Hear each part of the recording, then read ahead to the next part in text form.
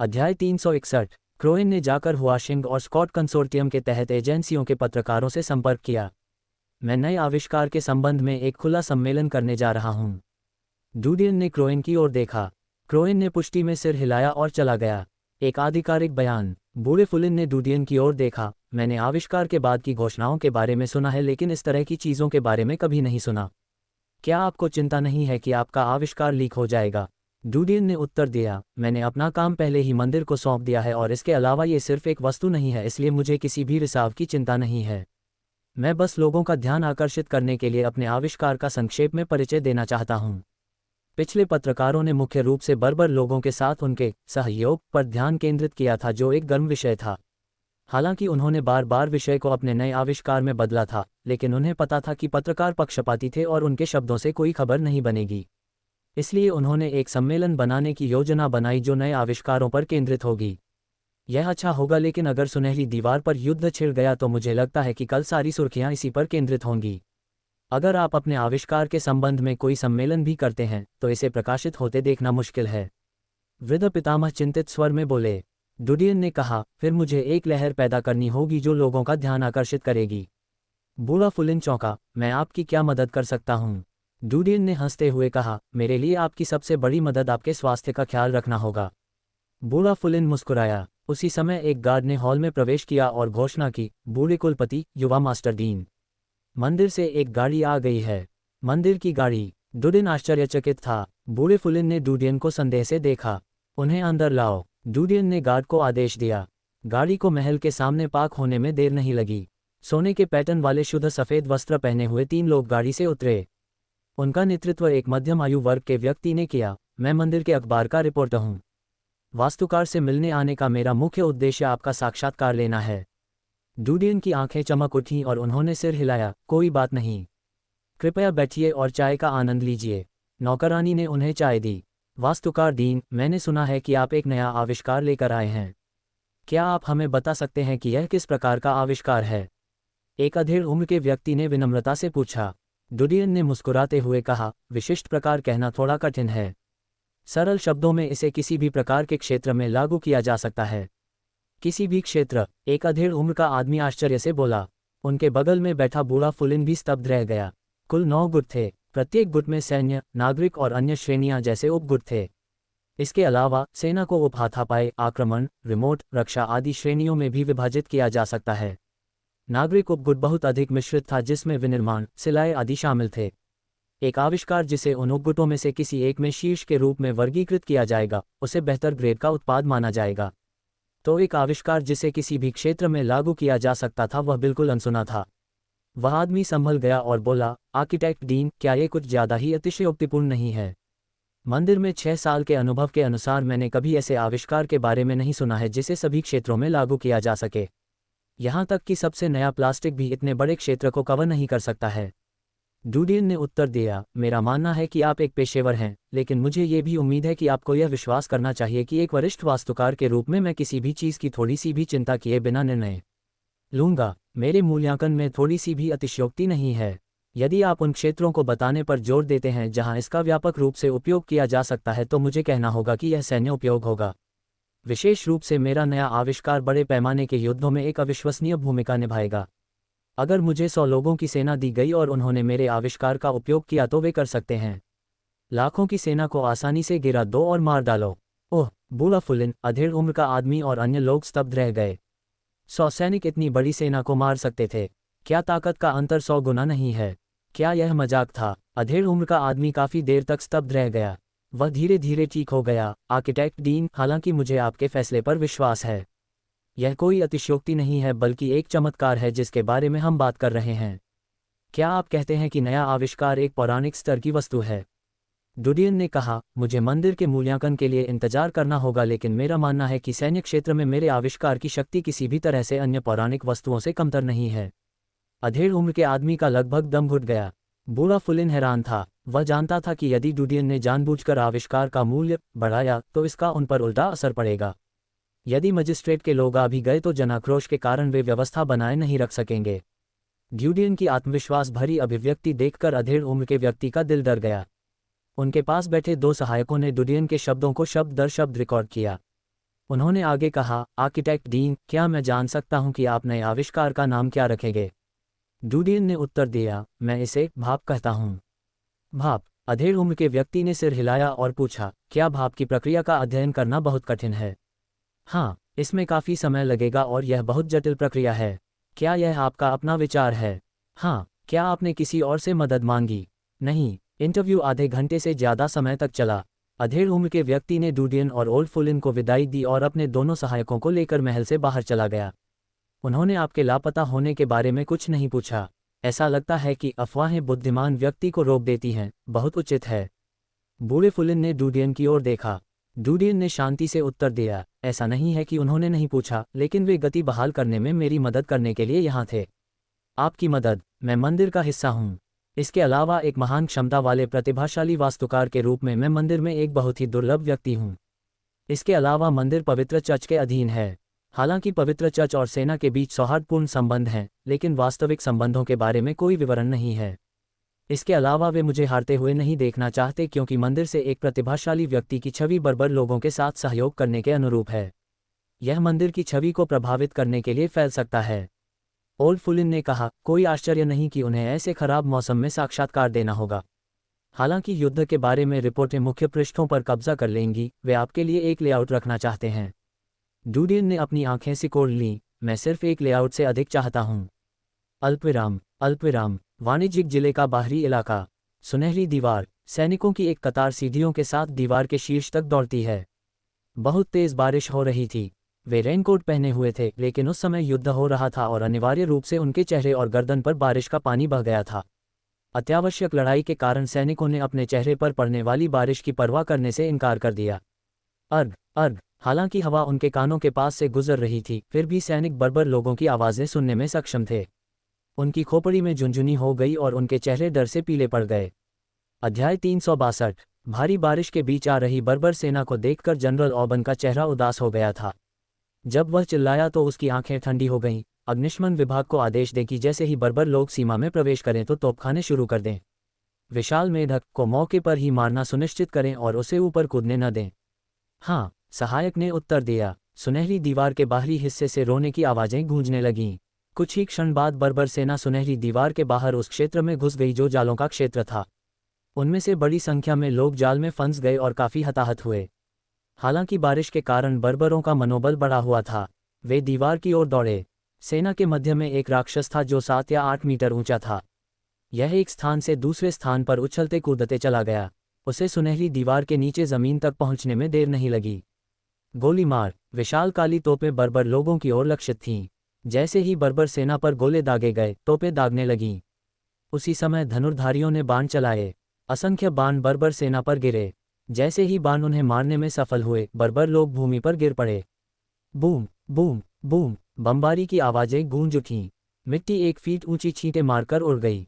बर्बर लोगों को उड़ा दिया गया और बमबारी के परिणामस्वरूप कई लोग हताहत हुए। लंबे समय से जिस संतुलित युद्ध की योजना बनाई गई थी, वह आधिकारिक तौर पर शुरू हो गया। गोले और तीरों से मारे गए बर्बर लोगों को देखकर जनरल ऑबन की अभिव्यक्ति अभी भी उदास थी। बूम। विशाल मेढक आग और तीरों से दूर जाने में सक्षम होकर उछल गया। विशाल मेढक के सिर पर सवार व्यक्ति को बहुत पहले ही तीर लग चुका था। हालांकि विशाल मेढक के पास स्वयं तराजू थे जो तीरों को विचलित करने के लिए काफ़ी अच्छे थे। ये सफल रहा क्योंकि यह टूट गया और ऊपर कूद गया। वाह! विशाल मेढक की एक छलांग की ऊंचाई 10 मीटर से अधिक थी। बूम। विशाल तोप की दिशा बदल दी गई क्योंकि लक्ष्य विशाल मेढक का शरीर था। हवा में उड़ते हुए गोला विशाल मेढक की छाती पर लगा। यह उसके तराजू को छेदने और फाड़ने में सक्षम था। गोले के प्रहार ने उसे नीचे गिरने पर मजबूर कर दिया। खून के ज़मीन पर बहते ही उसके शरीर पर 2 छेद हो गए। उसका पैर धीरे से हिल गया, लेकिन विशाल मेढक फिर से उठने में असफल रहा। जाहिर तौर पर यह मौत के दरवाजे पर था। हालांकि दीवार पर मौजूद सैनिक डरे हुए थे क्योंकि उनकी रीढ़ की हड्डी से ठंडा पसीना बह रहा था। यदि इतना विशाल मेढक दीवार पर कूदने में सक्षम होता तो युद्ध का परिणाम प्रभावित होता। अल्पविराम, अल्पविराम। उसी समय वाणिज्यिक जिले में होली चर्च के मुख्यालय, 6 कंसोर्टिया, मजिस्ट्रेट और अन्य बलों को 2 समाचार रिपोर्टें मिलीं। पहला था एक प्रतिभाशाली वास्तुकार द्वारा एक नए आविष्कार का विकास। जैसे ही उन्हें डूडियन द्वारा एक आविष्कार प्रस्तुत करने के बारे में पता चला, कंसोर्टिया ने दूतों को उसके महल में भेजा। उन्होंने युवा वास्तुकार के लिए उपहार तैयार किए और नए आविष्कार की पूर्व आदेश शर्तों के बारे में बात करने गए। बेशक मेलोन कंसोर्टियम इस तरह की चर्चा में शामिल नहीं था। मेल परिवार, महल में, आपने क्या कहा? वह प्रकट हुआ। वह कैसे हो सकता था? क्या वह विशाल दीवार के बाहर नहीं था? क्या उसे तस्करी करके वापस लाया गया था? सारा मेल आश्चर्यचकित रह गई जब वह विशाल कार्यालय में बैठी और छोटी नौकरानी की रिपोर्ट सुनी। लिसा ने झुकते हुए कहा, मृत्यु मार्ग से लोगों की ओर से कोई खबर नहीं थी। शायद बारिश के कारण संदेश में देरी हुई और हमें समय पर संदेश नहीं मिला। यह असंभव है। सारा ने भौहें सिकोड़ लीं। कौवों की उड़ान बारिश से प्रभावित नहीं होती है। उसने या तो जानकारी लीक कर दी कि वह बाहर गया था या उसे तस्करी के जरिए वापस लाया गया था। कोई दूसरा रास्ता नहीं है। सारा ने कुछ सोचा और दराज से एक नक्शा निकाला। उसने उसे मेज पर फैला दिया। ये सिल्विया की पूरी विशाल दीवार का नक्शा था। कंसोर्टिया द्वारा किराए पर लिए गए 12 मार्गों को ग्रे रंग से चिन्हित किया गया था। इस मौत के मार्ग के सबसे करीब स्कॉट कंसोर्टियम के क्षेत्र हैं। यदि वह सीधे गुजर गया और स्कॉट कंसोर्टियम के क्षेत्र नंबर 1 में चला गया, जो कि स्तर 20 या उससे अधिक के राक्षसों से भरा है। नहीं, उसे एक चक्कर लगाना चाहिए था क्योंकि नदी उसका रास्ता रोक देगी। उसके लिए एकमात्र रास्ता स्कॉट कंसोर्टियम के क्षेत्र नंबर 7 में जाना और उनके मार्ग से आना है। सारा ने नक्शे की जांच करते हुए फुसफुसाया, लेकिन शिकारी स्कॉट के क्षेत्र नंबर 7 में रुक गए। जब तक स्कॉट कंसोर्टियम के उच्च अधिकारियों से मंजूरी नहीं मिलती तब तक कंसोर्टियम उसे अपने शिकार क्षेत्र में जाने नहीं देगा, लेकिन वे उसे अपने शिकार क्षेत्र में कैसे जाने दे सकते हैं और यहाँ तक कि उसे विशाल दीवार में प्रवेश करने के लिए अपने स्वयं के मार्ग का उपयोग करने की अनुमति कैसे दे सकते हैं? क्या यह उनके अंतिम आविष्कार के लिए बातचीत का हिस्सा था? क्या उन्होंने अनुबंध के माध्यम से पहुंच खरीदी थी? सारा ने लिसा की ओर देखा। आपने मुझे बताया था कि उसने मंदिर में एक नया आविष्कार प्रस्तुत किया था। हमारे लोगों ने मंदिर में उसके ठिकाने के बारे में क्या कहा? क्या उन्होंने उसे मंदिर की प्रक्रियाओं से गुजरते देखा था? लिसा ने उत्तर दिया, मिस, मैंने मंदिर में हमारे स्रोतों से पूछा है। उन्होंने उसे आज दोपहर बारिश होने के दौरान अपना आविष्कार प्रस्तुत करते देखा था। उसने रेनकोट पहन रखा था और छाता का उपयोग कर रहा था। कुछ लोगों ने उसे एक रील लेकर पहाड़ी सड़क से चलते हुए देखा था जो कि उसका नया आविष्कार था। सारा चौंक गई और उसने खुद से फुसफुसाया, अजीब बात है। क्या वह वास्तव में नए आविष्कार पर काम कर रहा था? क्या उसने खुद के भेष में किसी को विशाल दीवार के बाहर भेजा था? वह ऐसा कैसे कर सकता था? अगर वह विशाल दीवार के भीतर था तो उसे कार्रवाई पर प्रतिक्रिया देनी चाहिए थी। वह दावे का खंडन करने के लिए बाहर क्यों नहीं निकला? हालांकि अगर हम उसके लापता होने की व्याख्या नहीं कर सकते हैं तो सभी हमले निराधार होंगे। उनका क्या फ़ायदा होगा? लिसा बोली, मिस, शायद वह एक आविष्कार पर काम कर रहा था जो इतना आकर्षक है कि उस समय उसने बाहरी दुनिया से संपर्क नहीं किया था। सारा ने धीरे से अपना सिर हिलाया, संभावना नहीं। अगर वह वास्तव में विशाल दीवार के भीतर था तो उसके इतने लंबे समय तक चुप रहने का एकमात्र कारण जानबूझकर हम पर हमला करने और उसे बदनाम करने के लिए उकसाना था। वह ऐसा क्यों करेगा? इसका उद्देश्य क्या होगा? मैं कोई कारण नहीं सोच सकता। यह उसके लिए अच्छा नहीं है। सारा की आंखें चमक उठीं क्योंकि उसके विचार उड़ गए और उसने अपना सिर हिलाया। शायद मैं बहुत ज़्यादा सोच रही हूँ और उसे ज़्यादा महत्व दे रही हूँ। अभी उसके सामने आने का एकमात्र तरीका यह है कि वह विशाल दीवार के बाहर गया और स्कॉट कंसोर्टियम से संपर्क किया। इसके अलावा उन्होंने उसे वापस लाने में उसकी मदद की। इस तरह से पता चलता है कि वह दीवार के भीतर की उथल-पुथल से अवगत था। अगर उसके पास जीतने का कोई रास्ता नहीं है तो वह ये सोचना बहुत मूर्ख है कि वह एक आविष्कार के साथ स्थिति को बहाल कर सकता है अकेले। ये सोचना बहुत बेवकूफ़ी है कि एक नया आविष्कार उसे सभी का सम्मान और प्यार हासिल करने में मदद करेगा। जनता का गुस्सा अपने चरम पर है। वह मंदिर के लिए एक जिले में है, तो हम उस पर दबाव कैसे डाल सकते हैं? बहुत भोला। ऐसा लगता है कि मैंने वास्तव में उसे बहुत अधिक महत्व दिया है। भले ही वह एक उत्कृष्ट आविष्कार करता है, लेकिन सेना और जनता पर ज़्यादा प्रभाव नहीं पड़ेगा। उसकी हार तय है। सारा ने अपना सिर हिलाया क्योंकि उसकी आंखों में पछतावे की झलक थी। लिसा ने कहा, मिस, मैंने नए आविष्कार की कीमत के बारे में पूछताछ की। मुझे बताया गया कि वह कहते हैं कि यह एक पौराणिक वस्तु है। क्या उसने वास्तव में एक पौराणिक स्तर का आविष्कार किया है?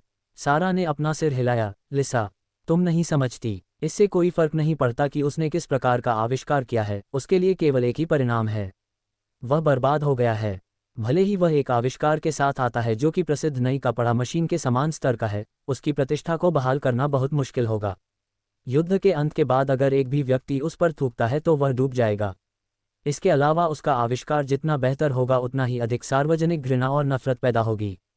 अध्याय 363, रोस्टोव महल। क्या वह प्रकट हुआ? रोजी को आश्चर्य हुआ जब उसने नौकर से पूछा, वह अब कहाँ है? उसके महल में। अच्छा, अब आप जा सकते हैं। युवा नौकर पीछे हट गया। रोजी ने किताब हाथ में रख दी और कोठरी में आ गई। उसने जल्दी से कपड़े पहने और बाहर निकल गई। मिस, आप कहाँ जा रही हैं? तुरंत गाड़ी तैयार करो। मिस, बाहर बारिश हो रही है। जाओ। अल्पविराम अल्पविराम। हुआशिंग कंसोर्टियम, क्रायोलोव कंसोर्टियम, ग्रीन कंसोर्टियम और अन्य को भी खबर मिली। इससे पहले कि वे अपनी घबराहट शांत करते, एक और चौंकाने वाली खबर सामने आई जिसने कंसोर्टिया को पूरी तरह से झकझोर कर रख दिया। क्या बर्बर लोगों ने सुनहरी दीवार पर हमला किया? युद्ध कब शुरू हुआ? ये ठीक है। पर्याप्त सामग्री तैयार करें। ग्रीन कंसोर्टियम के रूप में हमारे पास सबसे अच्छी दवा है। बारिश के तहत लड़ने के बाद सैनिक बीमार हो जाएंगे। उन्हें आपूर्ति के साथ मजबूत करने के लिए मोर्चे पर जाएं। किताबों में सब कुछ विस्तार से दर्ज करना याद रखें। बरसात की रात में सभी संघ व्यस्त थे। इस बिंदु पर डूडियन की खबर उनके दिमाग से गायब हो गई थी। अल्पविराम अल्पविराम। माउंट चर्च, तत्वों का मंदिर। मंदिर के राजसी हॉल के सामने एक गाड़ी खड़ी है। नौकर और रक्षक परिधि के चारों ओर थे। हॉल के सामने खड़ी गाड़ियों पर मंदिर का बैनर लगा हुआ था। बैनर के अलावा एक झंडा भी था। प्रत्येक झंडे के किनारे पर एक ही प्रमुख चिन्ह था। इसका मतलब था कि गाड़ियां उस्तादों की थीं। इस समय गोल मेज के पास लगभग 8 गुरु बैठे थे। उनमें से कुछ बूढ़े थे, कुछ भूरे बालों वाले थे। उनमें से अधिकांश शांत और जोश से भरे हुए थे। बैठक ऐसे समय में जल्दबाजी में की गई क्योंकि हमें एक जरूरी मामले पर चर्चा करनी थी। मास्टर चेन नाम का एक दुबला पतला बूढ़ा आदमी, जिसके गाल की हड्डियां बाहर निकली हुई थीं, बोला, हाल ही में नए वरिष्ठ वास्तुकार डुडियन के बारे में बहुत सारी नकारात्मक टिप्पणियां की गईं। कल की सैन्य रिपोर्ट विशेष रूप से सबसे खराब थी। इससे बहुत गुस्सा भड़का था। मजिस्ट्रेट को मामले की जांच करने और सच्चाई सामने लाने के लिए नियुक्त किया गया है। परिणाम जनता के लिए खुले होंगे।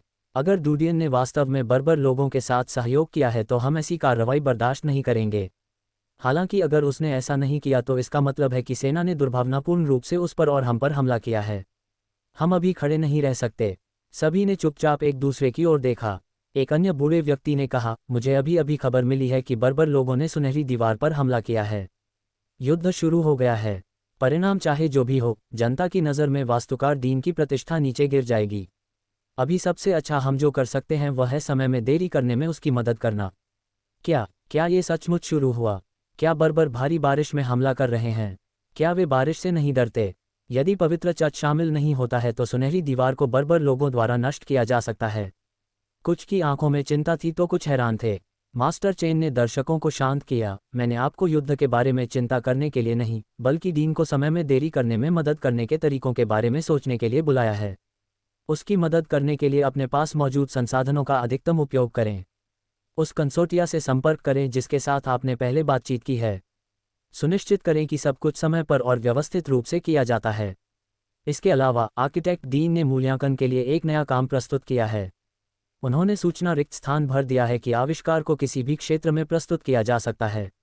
इसलिए मंदिर ने यह सुनिश्चित करने का निर्णय लिया है कि सभी 9 मास्टर्स समीक्षा करें आविष्कार। मूल्यांकन के लिए 3 के समूह होंगे। बाद में हम एक एकीकृत मूल्यांकन पर आएंगे। किसी भी क्षेत्र के लिए लागू। एक सफ़ेद बालों वाला बूढ़ा आदमी हंसा, वह पागल हो गया है। अगर वह ऊंची कीमत पर बेचने के लिए हंगामा करना चाहता है तो भी ये बहुत ज़्यादा है। वह बहुत अज्ञानी है। मैंने सुना है कि पहचान और मूल्यांकन सामने आने से पहले ही कंसोर्टिया उनके आविष्कारों को बुक करने के लिए दौड़ पड़ते हैं। कीमतें भी बहुत अधिक हैं।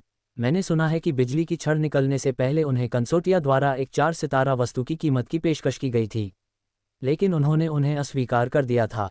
हालांकि मूल्यांकन से साबित हुआ कि यदि वह सहमत हुए तो उन्हें नुकसान होगा। कोई आश्चर्य नहीं कि एक युवा व्यक्ति के रूप में उनका अहंकार छत के शीर्ष पर पहुंच गया है। वह एक मास्टर की तरह काम करते हैं। दाढ़ी वाला एक और बूढ़ा मास्टर फुसफुसाया। चौड़े चेहरे वाले एक बूढ़े व्यक्ति ने अपना सिर हिलाया, उसने ऐसा कुछ नहीं कहा है। यह अखबारों में अफवाह है। उसने बहुत से लोगों को नाराज किया है जो जानबूझकर उसे बदनाम करने की कोशिश करते हैं। हमें उसकी मदद करने के तरीकों के बारे में सोचना होगा। आखिरकार आपको यह स्वीकार करना होगा कि भविष्य में वह हमारे साथ बैठने की संभावना है। पहले वाले बूढ़े व्यक्ति ने पीछे मुड़कर देखा, उसे बदनाम करो। तुम्हें कैसे पता है कि यह जानबूझकर उसे बदनाम करने के लिए किया गया था? अगर उसका रवैया इतना अहंकारी नहीं होता तो लोग उसे बदनाम करने की कोशिश क्यों करते? स्वाभाविक रूप से लोकप्रियता इससे जुड़ी है। इसके अलावा मैंने सुना है कि उसके पास अतीत में एक शिकारी था। उस पर एक शिकारी के अहंकार का दाग भी लग चुका है। इसमें कोई आश्चर्य नहीं कि उसका स्वभाव इतना अच्छा है। पिछली बार जब उसने मेरा खंडन किया था तब वह कोई वरिष्ठ वास्तुकार भी नहीं था। मास्टर टेरेंस ने धीरे से कहा, अब एक वरिष्ठ वास्तुकार के रूप में मुझे लगता है कि उसे नियंत्रित करना बहुत अधिक होगा। मैं नहीं सोच सकता कि अगर वह हम में से एक बन गया तो वह कैसे कार्य करेगा। चौड़े चेहरे वाले बूढ़े व्यक्ति ने उनकी ओर देखा। उसने हल्के से आह भरी लेकिन बात जारी नहीं रखी। दुबले पतले बूढ़े व्यक्ति ने उन्हें रोकने के लिए अपना हाथ उठाया। कोई फर्क नहीं पड़ता कि उसका चरित्र कैसा है, यह मत भूलो कि वह मंदिर का सदस्य है। स्पष्ट रूप से कहें तो यदि भविष्य में आप में से किसी को भी इसी तरह का सामना करना पड़ता है तो मंदिर आपकी रक्षा के लिए उसी तरह कार्य करेगा। बेशक, मुझे आशा है कि आप में से कोई भी दूसरों को उत्तेजित नहीं करेगा और ऐसी स्थिति में नहीं आएगा। अंत में उस आदमी ने कहा, प्रस्तावक भगवान को उम्मीद है कि उसके आविष्कार की जल्द से जल्द पहचान हो जाएगी। युद्ध के अंत से पहले इसका आकलन करना सुनिश्चित करें। इसके अलावा आप सभी अपने संपर्कों का उपयोग उसकी छवि को बहाल करने में मदद करने के लिए करते हैं। हम मजिस्ट्रेट को निष्पक्ष रूप से शासन करने देंगे। कम से कम उसे मुकदमे में उचित मौका मिलना चाहिए। सभी लोग चुपचाप बूढ़े की ओर देखते रहे। बैठक यहीं समाप्त होती है। बूढ़े ने हाथ हिलाया। अल्पविराम। अल्पविराम। महल में डूडियन लिविंग रूम में बैठा था। बूढ़ा फुलिन आराम करने के लिए अपने कमरे में चला गया था। केवल सैंडर ही उसका साथ देने के लिए बचा था। डूडियन के हाथ में गर्म चाय का कप था और उसने खिड़की से बाहर देखा और भारी बारिश देखी। अध्याय 364। हॉल में सन्नाटा था। बारिश की लहर हॉल में घुस गई। सैंडर ने चुपचाप किशोर की ओर देखा। उसके मन में अनेक विचार घूम रहे थे। वह थोड़ी देर के लिए झिझका लेकिन अंत में उससे यह नहीं पूछा जा सका, मास्टर, क्या हम साइड में सवारी कर सकते हैं? डूडियन ने अपनी आंखें वापस पा लीं और धीरे से उत्तर दिया, सबसे कठिन समस्या मेलन कंसोर्टियम है। सैंडर की आंखों में नुकसान का निशान था। कुछ देर बाद बारिश कमजोर हो गई। गाड़ियों का एक दल महल के सामने पार्क करने आया। एक गोरे युवक के नेतृत्व में शूरवीरों की एक टीम ने हॉल में प्रवेश किया। उस आदमी ने डूडियन की ओर देखा। वास्तुकार, हाल की अराजक स्थिति के कारण मुझे आपकी सुरक्षा की रक्षा करने का आदेश दिया गया था यदि कोई आपराधिक भीड़ आप पर हमला करने की कोशिश करती है।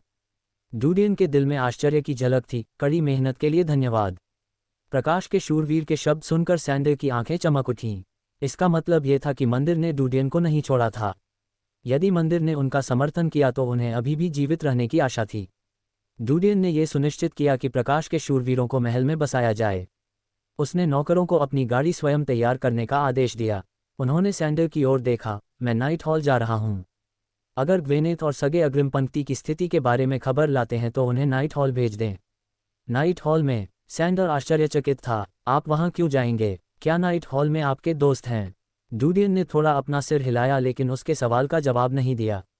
उसने कोचवान को गाड़ी चलाने का आदेश दिया। अल्पविराम। अल्पविराम। सुनहरी दीवार के पास। गर्जन। बर्बर सेना ने सुनहरी दीवार पर बड़ी चट्टानें फेंकने के लिए गुलेल का इस्तेमाल किया। इससे दीवार और सैनिकों को काफी नुकसान पहुंचा था। जनरल ऑबन का चेहरा उस दृश्य को देखकर बदसूरत हो गया था। खुफिया विभाग इतने सारे गुलेलों का पता लगाने में भी सक्षम नहीं था। शापित बेवकूफ। उसने अपनी मुठियां भींच लीं क्योंकि उसका हृदय क्रोध से भरा हुआ था। सुनहरी दीवार के रक्षकों के सेनापति के रूप में उनके कंधे पर बड़ी जिम्मेदारी थी। हालांकि उसे उम्मीद थी कि तूफानी मौसम में बर्बर हमला करेंगे लेकिन उसने कल्पना नहीं की थी कि सेना से निपटने के लिए उनके पास इतने सारे तरीके होंगे। उसने राजा के किले में तोड़फोड़ करते समय बर्बर लोगों द्वारा इस्तेमाल किए जाने वाले ऐसे घेराबंदी वाले हथियारों को नहीं देखा था। उसे पता चला कि उसने बर्बर लोगों को कमतर आंका था। अभी बर्बर लोग किसी भी तरह से नियमित सेना से कमतर नहीं थे। बूम! दूर से अचानक एक आवाज गूंजी। ऑबन ने एक 8 मीटर ऊंचे विशाल मेढक को सुनहरी दीवार की ओर उछलते हुए देखा। उसका विशाल शरीर लुढ़क गया क्योंकि सैनिक उसके नीचे दब गए थे। उन्हें चीखने का भी समय नहीं मिला क्योंकि वे मांस के कीचड़ में दबे हुए थे। ऑबन का चेहरा बदल गया जैसे ही उसने एक वस्तु पकड़ी जो माइक्रोफोन जैसी दिख रही थी। वह चिल्लाया, रेगी, विशाल मेढक को रोकने के लिए जल्दी से सैनिक भेजो। जितनी जल्दी हो सके बैंगनी पंख वाले सैनिकों को उसका सिर काटने का आदेश दो। उसकी आवाज़ माइक्रोफोन की पाइपलाइन से होते हुए दूसरे विशाल स्पीकर तक चली गई। स्पीकर से कुछ ही दूरी पर खड़े एक साहसी व्यक्ति ने जनरल की बातें सुनी। वह जल्दी से चिल्लाया, बैंगनी पंख वाले सैनिक। उसी समय सहायक ऑबन की ओर से रुकने के लिए दौड़ा। 7वें, 9वें, 12वें, 34वें तोपखाने रुक गए हैं। बारिश बहुत भारी है और हम गोले के प्रतिस्थापन के बाद तोपखाने को प्रज्वलित नहीं कर सकते। धत्तेरी की! ऑबन ने भौहें चढ़ा दी। वह गुर्राया, तोपखाने की जगह लेने के लिए बैंगनी पंखों वाली सेना बनाओ। हमें अंतर को पाटना होगा। हाँ। सहायक जल्दी से वापस भागा। धिक्कार है, रसद विभाग बेकार है, लानत है। ऑबन की मुट्ठी गुस्से में दीवार पर लगी। उन्होंने जानबूझकर तोपखाने का एक और बैच बनाया था जिसका उद्देश्य ऐसे मौसम में इस्तेमाल करना था। हालांकि युद्ध खत्म नहीं हुआ जैसा कि उन्होंने उम्मीद की थी। इसके अलावा यदि तोपखाने को युद्ध के मैदान से हटा लिया गया तो उनका उत्पादन 50% से अधिक गिर जाएगा। वे केवल पत्थरों और तीरों से बर्बर लोगों को नहीं रोक पाएंगे। बारिश लगातार जारी रही। बारिश का पानी और खून मिश्रित होकर धरती को लाल रंग में रंग रहा था।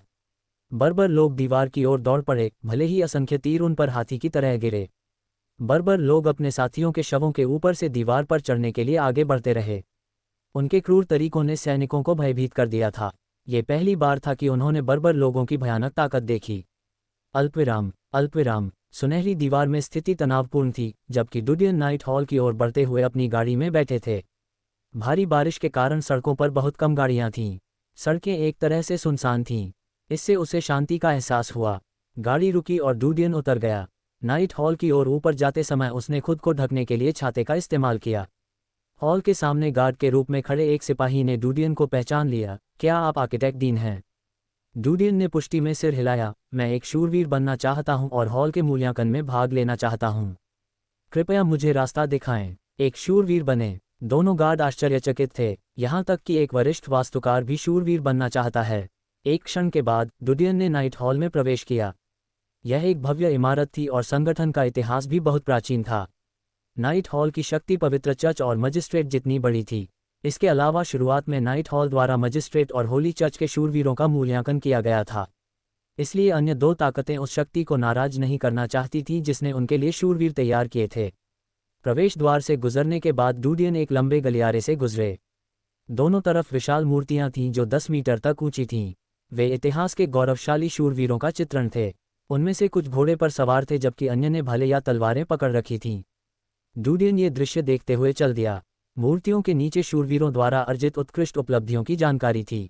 श्री डीन, कृपया यहाँ। वे गलियारे के अंत तक पहुंचे और सरदार ने डुडियन को रास्ता दिखाया। डुडियन ने सिर हिलाया और अंदर चला गया। उसके अंदर प्रवेश करते ही विशाल सुनहरा दरवाजा खुल गया। डुडियन चाय की मेज के पास बैठा हुआ था और उस प्राचीन हॉल को देख रहा था जो सैकड़ों वर्षों से खड़ा था। कुछ ही क्षण बाद नीला वस्त्र पहने एक बूढ़ा व्यक्ति डुडियन के सामने बैठने आया। उसकी आंखें चमक उठीं और उसने आदरपूर्वक कहा, अभिवादन वास्तुकार डीन। बाहर बहुत तेज बारिश हो रही है, तो क्या मैं आपकी यात्रा का उद्देश्य जान सकता हूँ? डुडियन उठे और समारोह का अनुसरण किया। मेरा बचपन का सपना एक वीर शूरवीर बनना था। मैं देखना चाहता हूँ कि क्या मैं शूरवीर बनने के लिए योग्य हूँ। आदमी की भौहें सिकुड़ गईं और उसने धीरे से कहा, आर्किटेक्ट डीन, आप मंदिर का हिस्सा हैं और प्रकाश के देवता की सेवा करते हैं। जब आप भगवान का प्यार फैला रहे हैं तो आप शूरवीर क्यों बनना चाहेंगे? शूरवीर धर्मी, निष्पक्ष और न्यायप्रिय होते हैं। मुझे नहीं लगता कि मेरी पसंद आवेगपूर्ण है, क्योंकि ये चीज़ें वही हैं जो भगवान हमसे कराना चाहते हैं। डुडियन मुस्कुराया। बूढ़े व्यक्ति ने उसकी ओर देखा। नाइट हॉल मूल्यांकन में भाग लेने के इच्छुक किसी भी व्यक्ति को मना नहीं करता है। हमें परवाह नहीं है कि वह व्यक्ति गरीब है या कुलीन, चाहे वह विकलांग हो या स्वस्थ। जब तक नाइट की भावना विद्यमान है तब तक इस बात की अधिक संभावना है कि वह व्यक्ति हमारे नाइट हॉल का सदस्य होगा। हम नाइट की भावना की सेवा करते हैं और हर समय हमारे कोडेक्स का उल्लंघन नहीं करते हैं। डुडियन ने गंभीरता से उत्तर दिया, मैं अपने शेष जीवन के लिए शूरवीर की भावना की रक्षा करने को तैयार हूँ। मैं कभी भी मामूली उल्लंघन नहीं करूँगा जो मेरी पसंद को प्रभावित कर सकता है। बूढ़े व्यक्ति ने उसकी ओर देखा। ठीक है, मेरे साथ आओ।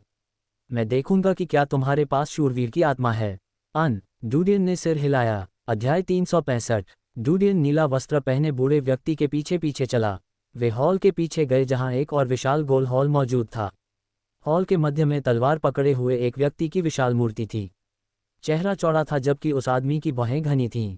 वह राजसी लग रहा था, लेकिन आंखों को इस तरह चित्रित किया गया था कि आप उनसे निकलने वाली गर्मी और करुणा के स्पर्श को महसूस कर सकें।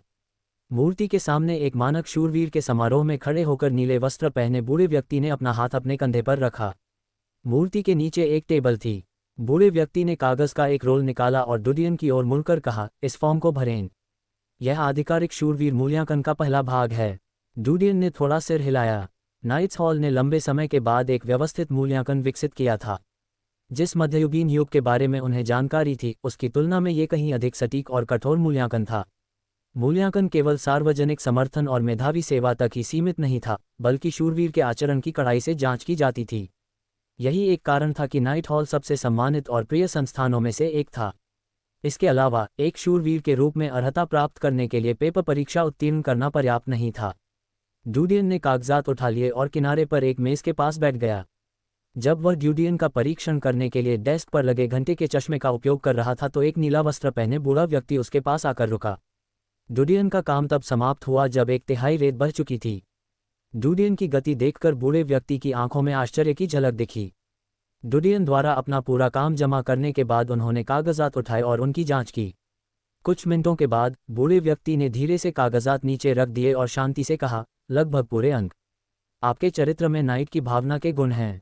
इसके अलावा आप नाइट के शिष्टाचार के बारे में जानते हैं और भविष्य में नाइट बनने के लिए योग्य हो सकते हैं। इसलिए हम अगले मूल्यांकन पर जा सकते हैं। सबसे पहले आपको 1000 गरीबों, 100 नागरिकों, 10 रईसों से प्यार और 2 नियमित शूरवीरों की सिफारिश प्राप्त करनी होगी। जान लें कि आप पैसे या रिश्वत का उपयोग करके इसे गलत नहीं ठहरा सकते। इससे जीवन भर के लिए शूरवीर बनने की आपकी योग्यता रद्द हो जाएगी। ड्यूडियन ने उत्तर दिया, ये सम्मान की बात है, इसलिए ईशनिंदा अस्वीकार्य है। बूढ़े व्यक्ति ने धीरे से सिर हिलाया, अच्छा, जैसा कि आप जानते हैं कि सीमा पर एक विदेशी आक्रमण हुआ है। नाइट हॉल किसी के लिए अन्य सभी प्रक्रियाओं को हटा देगा यदि वे युद्ध में पर्याप्त मेधावी सेवा जमा कर सकते हैं और एक आधिकारिक नियमित शूरवीर बन सकते हैं। आपको प्रभु की इच्छा का पालन करना होगा और तलवार के रास्ते पर चलना होगा। वह आदमी एक पल के लिए रुका, हालांकि युद्ध का मैदान बेहद खतरनाक है क्योंकि आप मंदिर के वास्तुकार हैं। मेरा सुझाव है कि आप सामान्य प्रक्रियाओं से गुजरें जो कम जोखिम वाली हैं। मुझे पता है, ड्यूडियन ने सिर हिलाया, इस समय आप एक प्रशिक्षु शूरवीर हैं। अगली मूल्यांकन अवधि 3 महीने तक सीमित है। यह मत भूलो कि आप नाइटहुड की भावना के विरुद्ध कुछ भी नहीं कर सकते, अन्यथा आपका मूल्यांकन रद्द कर दिया जाएगा।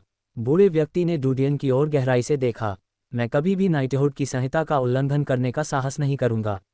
अल्पविराम, पहचान के लिए इस्तेमाल किया जाने वाला महल, तत्वों का मंदिर। इविसा और 8 अलग अलग गुटों के अन्य स्वामी एक साथ आए थे। वे एक दूसरे से बातचीत कर रहे थे क्योंकि वे अगले आविष्कार की पहचान और मूल्यांकन करने के लिए तैयार थे। उसे कुछ अलग सा महसूस हो रहा था। इसमें कोई संदेह नहीं कि उन्होंने युवाओं के कौशल की सराहना की।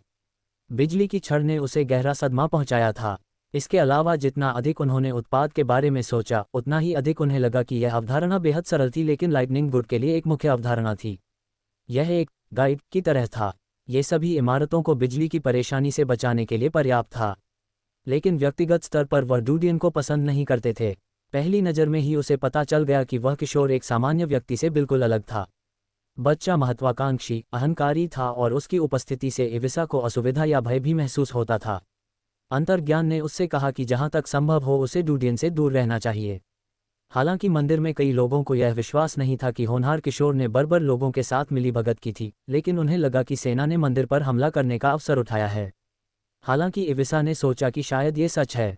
इसके अलावा उन्हें पता था कि इस बार सभी मास्टर्स को आविष्कार का मूल्यांकन करने के लिए आमंत्रित किया गया था, क्योंकि यदि उत्पाद पर्याप्त अच्छा था तो संभावना थी कि सैन्य और नागरिक दृष्टिकोण बदल जाएंगे। लेकिन पिछले कुछ दिनों से अखबार पढ़ने के बाद उन्हें कोई खास उम्मीद नहीं रही। ये पहली बार है जब मैंने 9 मास्टर्स को एक आविष्कार की पहचान करने के लिए एक साथ आते देखा है। एक भूरे बालों वाले छोटे कद के बूढ़े आदमी ने अधीर स्वर में कहा, पीट, ऐसा कुछ भी नहीं है जो असंभव हो। तुम अपने पुराने विचारों पर अटके हुए हो और 1 इंच भी प्रगति नहीं कर पाए हो। एक और सफ़ेद बालों वाला बूढ़ा आदमी बोला। उसके सीने पर मास्टर का मेडल था। भूरे बालों वाले मास्टर ने कहा, मैंने सुना है कि लकड़ी गुड के प्रतिभाशाली वास्तुकार ने एक उत्पाद का आविष्कार किया है जो बिजली गुड से संबंधित है। ऐसा लगता है कि बच्चा बहुत महत्वाकांक्षी है। मुझे डर है कि वह लंबे समय तक लकड़ी गुड से जुड़ा नहीं रहेगा। सफ़ेद बालों वाला बूढ़ा आदमी मुस्कुराया, ये सबूत है कि लकड़ी गुट 9 गुटों का राजा है और भगवान के रहस्यों को समझने के सबसे करीब है। एक लकड़ी गुट वास्तुकार दूसरे गुट से एक शीर्ष ग्रेड 4 सितारा उत्पाद का उत्पादन कर सकता है। मैंने कभी नहीं देखा कि आपके पवन गुट का कोई वास्तुकार ऐसा काम कर पाएगा। इविसा ने भौहें सिकोड़ ली, लेकिन उसने कुछ नहीं कहा। भूरे बालों वाले छोटे आदमी का चेहरा उदास हो गया और उसने दूसरे बूढ़े आदमी की ओर नहीं देखा बल्कि दूसरी ओर मुड़ गया। उसी समय हॉल के कोने से एक दरवाज़ा धक्का देकर खोला गया। एक वरिष्ठ वास्तुकार की पोशाक पहने एक अधेड़ उम्र का व्यक्ति बाहर आया। उन्होंने आदरपूर्वक कहा, मास्टर्स, सब कुछ निरीक्षण के लिए तैयार है। कौन पहले आना चाहेगा? मैं करूंगा। भूरे बालों वाले बूढ़े व्यक्ति ने कहा, मैं जल्दी ही कुछ किताबें पढ़ने के लिए वापस जाना चाहूंगा। मैं अब और देर नहीं करना चाहता। सफ़ेद बालों वाले बूढ़े ने कहा, मैं भी देखूंगा। वह कमरे में शामिल होने के लिए खड़ा हुआ। एक और मास्टर हंसा और उन दोनों के पीछे चला गया। ये वास्तुकार दीन के आविष्कार का चित्रण है। पूर्व वरिष्ठ वास्तुकार मुस्कुराए। मास्टर्स कृपया पहचाने। भूरे बालों वाला बूढ़ा व्यक्ति सबसे पहले मेज के सामने आकर खड़ा हुआ। उसने सफ़ेद कागज़ों पर बारीकी से बने डिज़ाइन देखे। जैसे ही उसने थोड़ा घूरा, उसकी आंखें सिकुड़ गईं। अचानक वह एक पैटर्न से आकर्षित हो गया। उसने उसे ध्यान से देखा और उसके बगल में लिखा छोटा नोट पढ़ा। जैसे ही उसने अधिक ध्यान केंद्रित किया, वह बड़बड़ाने लगा। सफ़ेद बालों वाला और दूसरा बूढ़ा व्यक्ति उत्सुकतावश जांच करने के लिए झुके। ये पहली बार था जब उन दोनों ने इतने बोझिल डिज़ाइन देखे थे। पानी, जलना, गर्मी, भाप, गतिज ऊर्जा। सफ़ेद बालों वाला और दूसरा बूढ़ा बुदबुदाया। आश्चर्यचकित होते ही उनके चेहरे के भाव बदल गए। झटके के कारण उनके मुंह थोड़े खुले हुए थे। वाष्प, भाप, गतिज ऊर्जा उत्पन्न करने के लिए उच्च दबाव में। पहले वाले भूरे बालों वाले छोटे आदमी ने बड़बड़ाया। काफ़ी देर के बाद वह ठीक हुआ और उसने अपनी हथेली मेज पर मारी। यह पानी का गुट नहीं है, न तो लकड़ी का गुट है और न ही आग का गुट है। हालांकि इसमें पानी, आग और दबाव वाली हवा शामिल है। मैंने ऐसा कभी नहीं देखा है। ये भाप पहले कभी नहीं दिखाई दी है। सफ़ेद बालों वाला बूढ़ा व्यक्ति डिज़ाइन को घूर कर देखता रहा। जैसा कि ऊपर कहा गया है, ये सिर्फ एक आविष्कार नहीं है, यह एक विशाल नई दुनिया है। दूसरे बूढ़े व्यक्ति ने आश्चर्य से चित्र को देखा। मैं समझ गया, ये वही है जो हमने नई कपड़ा मशीन में देखा है। ये भविष्य है। यदि इसका पूरी तरह से उपयोग किया जाता है तो ये सिर्फ एक उत्पाद नहीं है, बल्कि प्रत्येक गुट का मूल ऊर्जा प्रवाह है। वह आदमी उत्तेजित था क्योंकि उसकी आवाज़ कांप रही थी। सफ़ेद बालों वाले और भूरे बालों वाले बूढ़ों ने अपनी आंखें ठीक की और गहरे सदमे में एक दूसरे की ओर देखा। गुरु के रूप में वे समझ गए कि नई गतिज ऊर्जा का क्या मतलब है। यह एक नया गुट बना रहा था। इविसा और अन्य 5 मास्टर हॉल में बैठे चाय पी रहे थे और बातें कर रहे थे। 1 घंटे बाद दरवाज़ा खुला। इविसा ने कमरे से बाहर आते हुए तीनों के भावना भरे चेहरों को देखा। अच्छी है, इविसा ने पूछा। पीट, आप आविष्कार के बारे में क्या सोचते हैं? एक और बूढ़े आदमी ने भूरे बालों वाले छोटे बूढ़े आदमी की ओर देखा। भूरे बालों वाले बूढ़े व्यक्ति ने आह भरी और अपना सिर थोड़ा हिलाया। आप स्वयं जांच करें, मैं हार मान लेता हूँ। इविसा सहित सभी उस्ताद आश्चर्यचकित रह गए। किस प्रकार का आविष्कार एक मास्टर को उसकी प्रशंसा करने पर मजबूर कर सकता है? क्या ये 5 सितारा वस्तु थी? अध्याय 366। समय बीतता गया। शाम करीब 7 बजे धुंधलका छा गया। बारिश धीरे धीरे कम हो गई, लेकिन आसमान में बादल अभी भी मंडरा रहे थे। वे तितर बितर नहीं हुए थे। वार्षिक वर्षा ऋतु के कारण उन्हें टूटने में कुछ दिन लगेंगे। सुनहरी दीवार पर एक दूसरे से लगभग 10 मीटर की दूरी पर स्थित बीकन टावरों पर आग जल रही थी। आग जलाने के लिए जानवरों के तेल और गूल की लकड़ी का उपयोग किया जाता था। आग की लपटें लंबे समय तक बनी रहीं और परिणामस्वरूप उन्हें बुझाना आसान नहीं था। दीवारें एक दिन की तरह चमकीली थीं, जैसे सैनिकों की एक टीम अन्य चौकियों की जगह लेने के लिए आगे आए हो। जनरल ऑबन ने अपना खाना खाया। उसने आसमान की ओर देखा। आज रात तारे नहीं दिखने वाले थे और आसमान स्याही जैसा काला हो जाने वाला था। वह नहीं जानता था कि दोबारा बारिश होने में कितना समय लगेगा। वह अपने सहायक की ओर मुड़ा। जनरलों से कहो कि वे आराम न करें ताकि अचानक हमले के कारण वे आश्चर्यचकित न हो जाएं। इसके अलावा खुफिया जानकारी को टोही जानकारी की आवृत्ति में सुधार करने का आदेश दिया।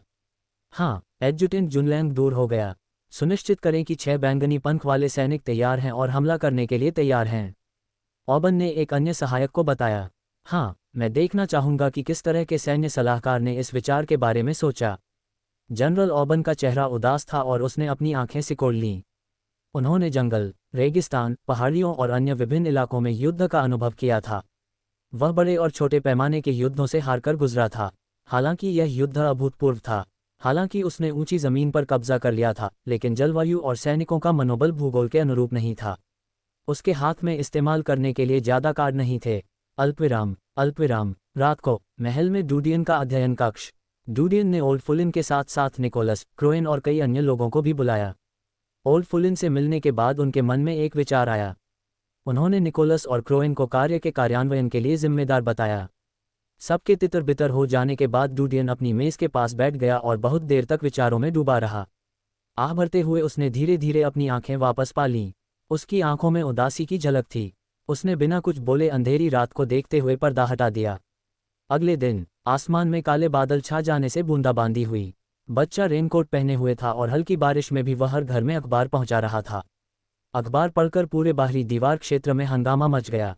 सीमा पर युद्ध शुरू हो गया है क्योंकि बर्बर लोगों ने सुनहरी दीवार पर हमला कर दिया है। ये खबर लगभग सभी अखबारों की सुर्खियों में छपी। IT को वित्तीय, मनोरंजन और अन्य प्रकार के समाचार पत्रों में रिपोर्ट किया गया था। ये खबर वायरस की तरह बाहरी दीवार के सभी कोनों में फैल गई। सबसे बड़ी प्रतिक्रिया वाणिज्यिक जिले के निवासियों से आई। उनमें से अधिकांश पड़ोसियों से पूछने के लिए रेनकोट पहनते थे या पवित्र चर्च से जानकारी की सत्यता जानने के लिए चौराहों पर इकट्ठा होते थे। उनमें से अधिकांश ने पवित्र चर्च से संबंधित विभिन्न चौकों पर युद्ध की वही खबर लिखी देखी। बर्बर लोगों ने कल दोपहर की बारिश का फायदा उठाया और सुनहरी दीवार पर हमला कर दिया। लड़ाई शाम 6 बजे तक चली। भारी बारिश के बाद बर्बर अस्थायी रूप से पीछे हट गए। सेना ने किले पर हठपूर्वक कब्जा कर लिया। 26,200 लोग हताहत हुए हैं और 71,800 सैनिक घायल हुए हैं। डूडियन ने सुबह अखबार पढ़ते हुए नाश्ता और दूध खाया। हालांकि उन्हें ग्वेनेथ और सगे के कारण युद्ध के ज्वार के बारे में जानकारी थी, फिर भी उन्होंने उनके रवैये और विचारों को देखने के लिए सैन्य समाचार पत्र की जांच की। पहले दिन में 20,000 से अधिक सैनिक मारे गए। बूढ़े फुलिन को तब झटका लगा जब उन्होंने हताहतों की संख्या के आंकड़े देखे। क्या बर्बर लोग इतने क्रूर होते हैं? हमें इतना भारी नुकसान क्यों होता है? क्योंकि हम बचाव के लिए सुनहरी दीवार पर भरोसा करते हैं। डूडियन ने उत्तर दिया, सैनिकों को खोए बिना वे लोगों की करुणा कैसे जीत सकते हैं? मुझे लगता है कि युद्ध के बाद सेना एक बड़ा कदम उठाएगी। ये सिर्फ मूर्खों को उत्साहित कर रही है। बूढ़े फुलिन ने उसकी ओर देखा। ये पिछले वर्षों में मजिस्ट्रेट और पवित्र चर्च के विकास के कारण होना चाहिए। लोगों के दिलों में सेना की छवि घटने के कारण वे और अधिक क्रूर हो गए हैं। लोग चाहते हैं कि उनके बच्चे सैनिक बने क्योंकि यह महान पारिश्रमिक के साथ एक आसान काम है। इसके अलावा कोई भी उन्हें धमकाएगा नहीं क्योंकि वे सिस्टम का हिस्सा होंगे। वास्तव में सैनिक और गार्ड दूसरों को धमका सकते हैं, भले ही कोई भ्रष्टाचार न हो। फिर भी सेना ने ऐसी छाप छोड़ी थी। यही कारण है कि उन्होंने ऐसा किया था। ये सुनिश्चित करने के लिए कि उन्हें अपनी प्रतिष्ठा बहाल करने का मौका मिलेगा, सीधे सुनहरी दीवार पर वापस चले गए। डूडियन ने कहा, यह एक बड़ा शतरंज का खेल है। अगर वे दुश्मन पर जीत हासिल कर सकते हैं तो यह एक बड़ी जीत होगी। हालांकि अगर वे हार गए तो सेना सब कुछ खो देगी। लेकिन इस बार बहुत सी चीज़ें हैं जो उनकी उम्मीदों से बाहर हैं। उन्हें उम्मीद नहीं थी कि दुश्मन उनकी जानकारी से ज़्यादा कठिन होगा। सगे द्वारा दी गई जानकारी के अनुसार बर्बर लोगों ने घेराबंदी करने के लिए विशाल मेढक नामक राक्षस का इस्तेमाल किया है। यदि ये दीवार को पार करने में सक्षम हो जाता है तो यह चरने के लिए उग्र हो जाता है। बर्बर लोगों ने एक महान अवसर चुना है। मैंने नहीं सोचा था कि सेना के पास तोपखाने के अलावा कोई अन्य कार्ड नहीं है। बूढ़े फुलिन ने डूडियन की ओर देखा, क्या आप चाहेंगे कि वे ऐसा करें? अन्य साधन? डूडियन ने मुस्कुराते हुए स्पष्ट रूप से उत्तर दिया, बेशक उनके लिए अन्य साधन रखना अच्छा नहीं है। बूढ़ा फुलिन हैरान था। डूडियन ने अपने हाथ में अखबार चेक किया और धीरे से कहा, लोगों को लड़ाई, हताहतों और चोटों के माध्यम से युद्ध की त्रासदी और कठिनाई का एहसास होगा। मेरा मानना है कि सेना अच्छी तरह से तैयार है, लेकिन मुझे उम्मीद है कि वे स्थिति को नियंत्रित करने में सक्षम होंगे। ओल्ड फुलिन ने एक और अखबार चुना। ये हुआशिंग कंसोर्टियम के तहत एक प्रभावशाली अखबार है। युद्ध की सुर्खियों के तहत आपके बारे में जानकारी है। यह आपके नए आविष्कार के बारे में है। मुझे उम्मीद है कि आपको अच्छे परिणाम मिलेंगे। अगर हमें अच्छे परिणाम चाहिए तो हमें इन दोनों पर निर्भर रहना होगा। डूडियन ने धीरे से कहा, क्या आपका मतलब निकोलस और क्रोएन से है? हाँ। कल रात आपने उन्हें किस तरह का मिशन दिया? वे अभी तक वापस क्यों नहीं आए? आपके लिए चिंता की कोई बात नहीं है। सिर्फ अखबारों द्वारा रैली करना पर्याप्त नहीं है। मैं उन्हें पर्चे फैलाने और गपशप फैलाने के लिए भेजता हूँ। मुझे लगता है कि यह लोगों का ध्यान आकर्षित करने का एक अच्छा अवसर है। डूडियन ने कहा। बूढ़ा फुलिन हैरान था, लेकिन उसने और कुछ नहीं मांगा। सुबह करीब 10 बजे महल के बाहर दर्जनों आकृतियां थीं। वे सभी किसान और नागरिक थे जो महल में भागना चाहते थे, लेकिन प्रकाश के शूरवीरों ने उन्हें द्वार पर रोक दिया। हम दीन चाहते हैं, उसे बाहर आने के लिए कहो। उसने पाप किया है, उससे बाहर आकर मृत सैनिकों के लिए माफ़ी मांगने को कहो। मेरे बेटे की मौत का कारण वह है। हो रोने की आवाज़। दर्जनों लोग जोर जोर से चिल्लाने लगे। डूडियन सुपर चिप से सीख रहा था। आवाज़ें सुनकर उसकी भौहें सिकुड़ गईं। उसने खिड़की से नीचे झांका। वह महल के बाहर का दृश्य देख पा रहा था। पाउंड। दरवाज़ा खटखटाया गया। डूडियन ने दरवाजे की ओर देखा। सुनिश्चित करें कि प्रकाश के शूरवीर उन्हें रोकें। यदि आपके पास मौका है तो कुछ लोगों को आगे आने और उनके साथ घुलने मिलने के लिए कहें। सैंडर चौंक गया क्योंकि वह दरवाजे के बाहर खड़ा था। वह मुड़ गया। 1 घंटे बाद तेज बारिश शुरू होने पर लोग वापस चले गए। डूडियन गंभीरता से अध्ययन कर रहा था क्योंकि उसने सुपरचिप से जानकारी की जांच की। वह शोर से प्रभावित नहीं था। किसी और दिन। हालात खराब हो गए हैं। डूडियन ने सैन्य अखबार खोला और शीर्षक पढ़ा।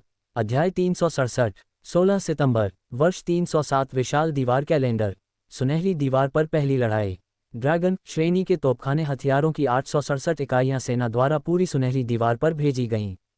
हालांकि लगातार 2 दिनों की बारिश के कारण तोपखाने की शक्ति खो गई। स्थिति बहुत खतरनाक है। सुबह 4:23 बजे बर्बर लोगों ने अपना 8वां हमला किया।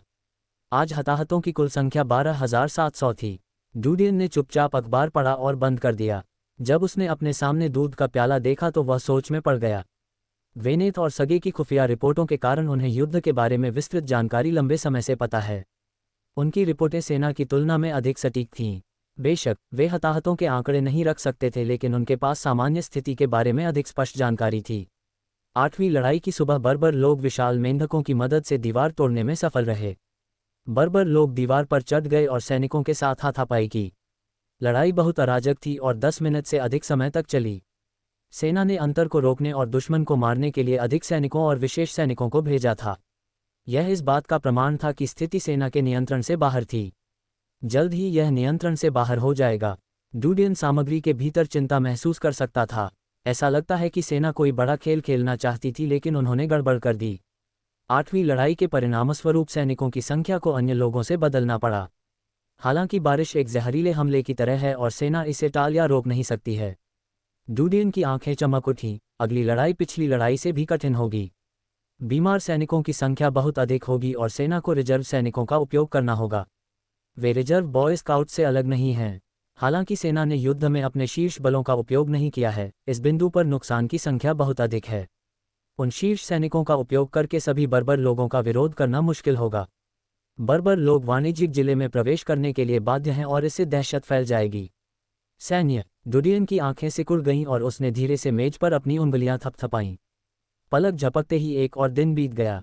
युद्ध छिड़ने के तीसरे दिन डूडियन ने सैन्य समाचार पत्र पढ़ते हुए अपने नाश्ते का आनंद लिया। स्थिति कल से भी अधिक गंभीर थी। भारी जनहानि हुई। एक विशाल मेढक सुनहरी दीवार को तोड़ने में सक्षम था। हालांकि विशाल मेढक के वाणिज्यिक जिले में प्रवेश करने से पहले सैनिक उसे मारने में सक्षम थे। डूडियन ने अन्य समाचार पत्रों की जांच की। कुछ समाचार पत्र ऐसे थे जिन्होंने सेना के सेवानिवृत्त जनरल का साक्षात्कार लिया था और वर्तमान युद्ध का विश्लेषण किया था। उनमें से कुछ ने अग्रिम पंक्ति की स्थिति की रिपोर्ट करने पर ध्यान केंद्रित किया। सुनहरी दीवार को पार करने वाला विशाल मेढक भी समाचार में दर्ज किया गया था। इसका एक कच्चा खाका खींचा गया। वहां सैनिकों को विशाल मेढक की लाश के रूप में दर्शाया गया था। यह आश्चर्यजनक रूप से बड़ा था। डूडियन ने ड्राइंग को देखा और फिर अपने कमरे में वापस जाते हुए मेज से एक फल उठाया। हरामी, तुमने मेरे बेटे को मार डाला है। गद्दार, जासूस, चले जाओ। छाते लिए 1 दर्जन से अधिक लोग बारिश के बीच चिल्ला रहे थे। प्रकाश के शूरवीर दृढ़ता से द्वारों के पास खड़े रहे और उन्होंने उन्हें बाहर रखा। वे अपने नाइटहुड के कारण नागरिकों पर हमला नहीं कर सकते थे। डूडियन ने खिड़की से झांका, लेकिन सुपर चिप से सीखना जारी रखा। शाम को जब वे भोजन कर रहे थे तो महल के अंदर हलचल मच गई। प्रकाश के शूरवीरों का कप्तान तुरंत भोजन कक्ष में आया और डूडियन से कहा, वास्तुकार, सेना आ रही है। हमें उन्हें रोकने का कोई अधिकार नहीं है। डूडियन ने भौहें चढ़ाईं, उन्हें अंदर आने दो। हाँ, उसके मुड़ते ही युवक को राहत मिली। कुछ क्षणों के बाद सैन्य शूरवीरों की एक टीम हॉल में आए। उन सभी की कमर पर तलवारें थीं। डूडियन की ओर देखते हुए कमांडर के चेहरे पर थोड़ी अवमानना थी। क्या आप दीन हैं? हमें आपके न्यू वर्ल्ड कंसोर्टियम से 2 लोगों को लेने का आदेश मिला है। वे ग्वेनेथ और सगे हैं। ये दोनों आपके कंसोर्टिया के तहत शिकारी हैं। अधेड़ उम्र का कप्तान ठंडे स्वर में बोला। ओल्ड फुलिन, सैंडर, जैक और अन्य जूनियर इन लोगों को देखकर आश्चर्यचकित रह गए। युवा पीढ़ी के कुछ सदस्य काले कवच पहने हुए सैन्य पुरुषों को देखकर डर से कांपने लगे। डूडियन ने अपनी आंखें सिकोड़ लीं। निकोलस ने उन्हें मेरे घर के नियम बताए। निकोलस का चेहरा बदल गया। उन्हें उम्मीद नहीं थी कि डूडियन का सेना के प्रति इतना सख्त रवैया होगा। उसने डूडियन को मनाने की हिम्मत नहीं की, इसलिए उसने आगे कहा, मेरे मालिक के महल में किसी को भी तलवार पहनने की अनुमति नहीं है। मेरे मालिक मंदिर के वास्तुकार हैं और आप इस रवैये से उन्हें अपमानित कर रहे हैं। अगर प्रत्यक्ष सबूत होता तो मैंने उसे बहुत पहले ही पकड़ लिया होता। जहां तक एक वास्तुकार के रूप में उसकी स्थिति का सवाल है, ओह! उस आदमी ने फर्श पर थूक दिया। निकोलस चिंतित था। आप बूढ़े सुलिन और सैंडर को उम्मीद नहीं थी कि सैनिक इतने क्रूर होंगे। उन्होंने डूडियन की ओर देखा। डूडियन अपनी कुर्सी पर बैठे हुए थे और उन्होंने अधेड़ उम्र के कप्तान को घूर कर देखा। वह शांत लेकिन बहुत गंभीर स्वर में बोला, मैं तुम्हें इसे साफ करने की सलाह देता हूं, अन्यथा मैं तुम्हें इसे वापस चाटूंगा। हा, वह आदमी हंसा और उसके पीछे वर्दीधारी लोग शामिल हो गए। सभी दिशाओं में हंसी गूंज उठी। उन्हें देखते ही डूडियन के चेहरे पर मुस्कान आ गई। वह धीरे से उठा और मेज से अधेड़ उम्र के कप्तान की ओर चला गया। वह धीरे धीरे उसके पास आया और उससे लगभग आधा मीटर की दूरी पर खड़ा हो गया। अधेड़ उम्र के कप्तान ने हंसना बंद कर दिया और डूडियन की ओर देखा, जो उससे थोड़ा छोटा था। वास्तुकार, मैं एक मोटा आदमी हूं और तुम मेरे बहुत करीब खड़े हो। तुम्हें बहुत सावधान रहना चाहिए क्योंकि अगर मैं मुड़ूंगा तो मैं तुम्हें चोट पहुंचा सकता हूं। उस मामले में मुझे दोष मत दो। हा, उसके पीछे के लोग हंसे। डूडियन मुस्कुराए। मैं आपको ये बताना चाहूंगा। उसने अपनी 5 उंगलियां भींच लीं और अपनी हथेली उठा ली। यह एक धीमी गति थी लेकिन उसके सामने खड़े लोग प्रतिक्रिया करने में बहुत धीमे थे। अगले ही पल डूडियन की मुट्ठी उस अधेड़ उम्र के आदमी की छाती पर बेहद तेजी से लगी और ऐसा लगा मानो मुट्ठी के पीछे लाखों टन ताकत हो। कप्तान स्तब्ध रह गया। कच, हड्डियों के टूटने की आवाजें गूंज उठीं। टकराना। कैप्टन का शरीर अचानक उड़ गया और उसके पीछे मौजूद 4 सैन्यकर्मियों से जा टकराया। वे सब उलट पुलट हो गए। डूडियन धीरे धीरे अधेड़ उम्र के कप्तान की ओर चला गया। कैप्टन को दर्द हो रहा था। वह उठना चाहता था लेकिन छाती की मांसपेशियां कड़ी हो गईं क्योंकि वह खड़े होने के लिए अपनी बांह का उपयोग करना चाहता था। फाड़ देने वाला दर्द उसके पूरे शरीर में फैल गया। डूडियन ने उसका एक कंधा पकड़कर मरोड़ दिया। कच, कंधा उखड़ गया। उसने दूसरे कंधे को पकड़कर उसे भी उखाड़ दिया। बाद में डूडियन ने अपने एक हाथ का इस्तेमाल किया और उस आदमी को उसके बालों से उठा लिया। वह उसके शरीर को घसीटकर उस स्थान पर ले गया जहां उस व्यक्ति ने उसे थूका था। उसने कैप्टन का सिर जमीन पर दबा दिया और सिर से उस जगह को साफ कर दिया। जब डूडियन ने अपना चेहरा फर्श पर रगड़ा तो अधेड़ उम्र के कप्तान के गाल पर फर्श चमक गया। कप्तान। उनके पीछे खड़े 2 आदमी दहाड़ने लगे और कमर से तलवारें निकाल लीं। उन्होंने इसे डूडियन पर लहराया। ऐसा लग रहा था कि वे मंदिर के वास्तुकार के रूप में किशोर की पहचान पूरी तरह से भूल गए थे।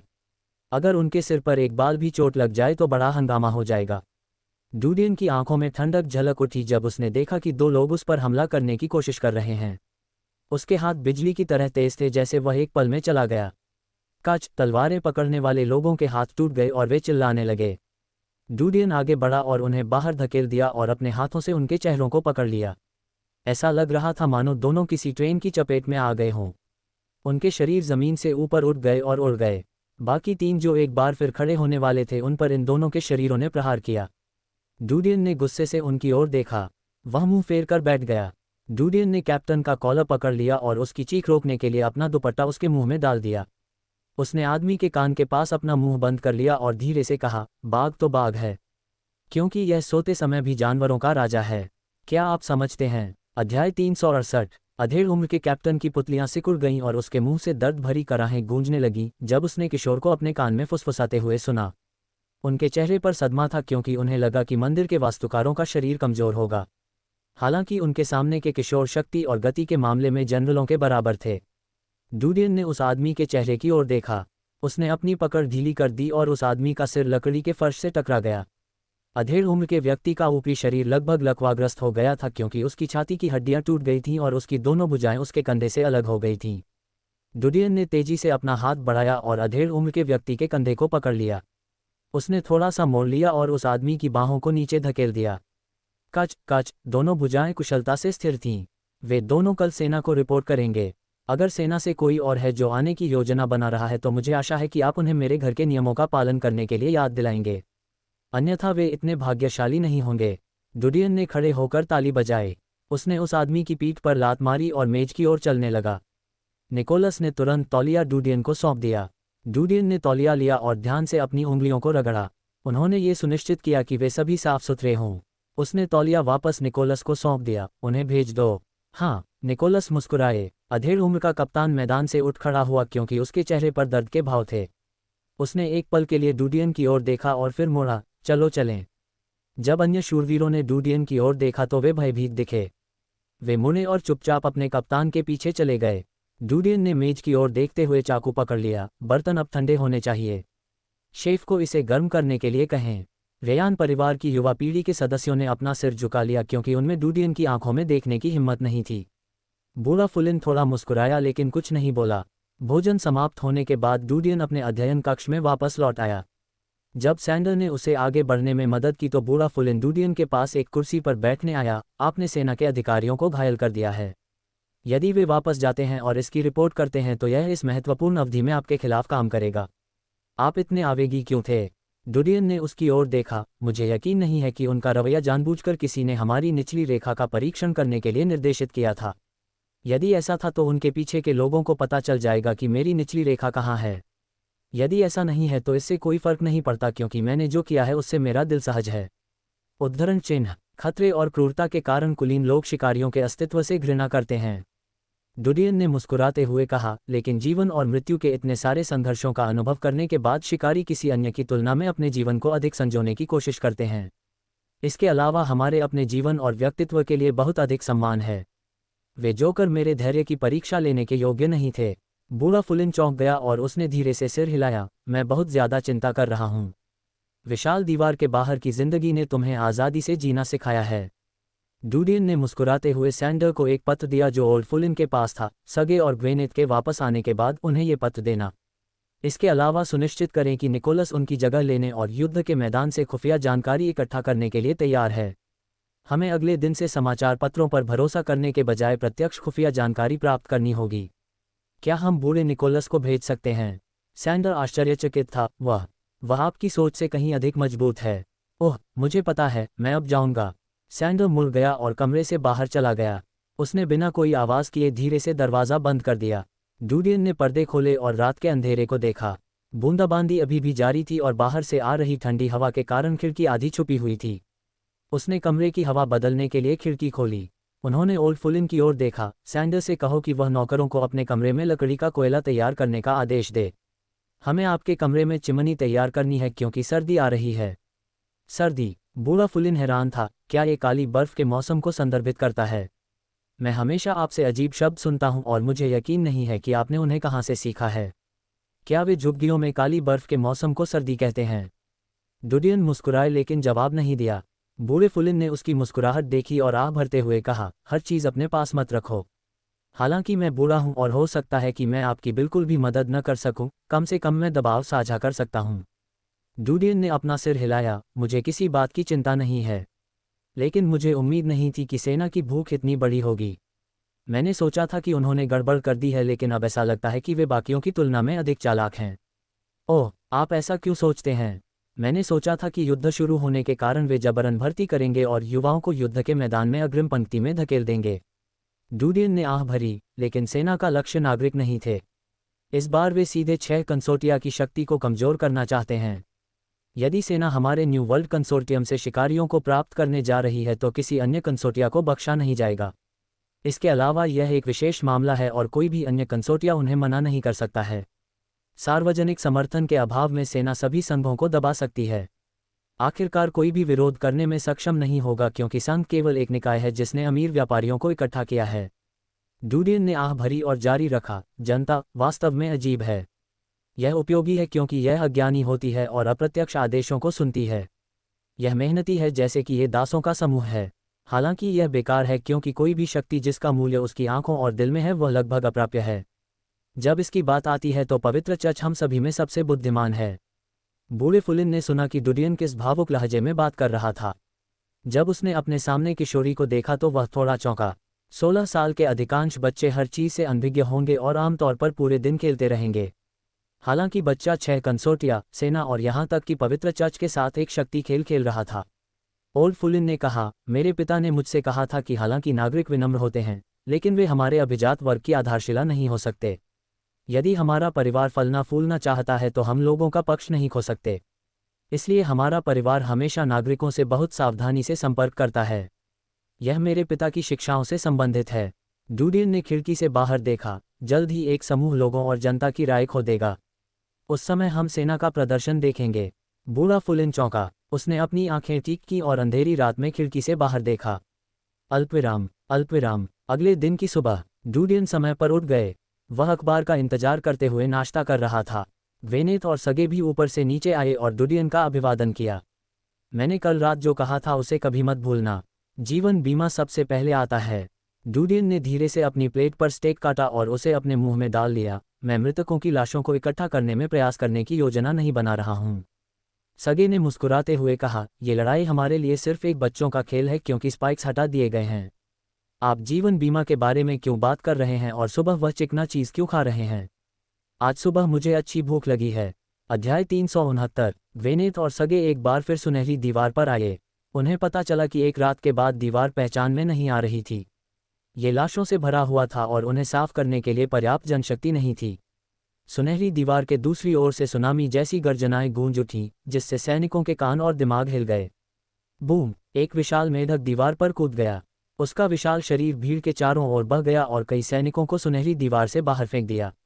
सैनिक रेत की बोरियों की तरह जमीन पर गिर पड़े।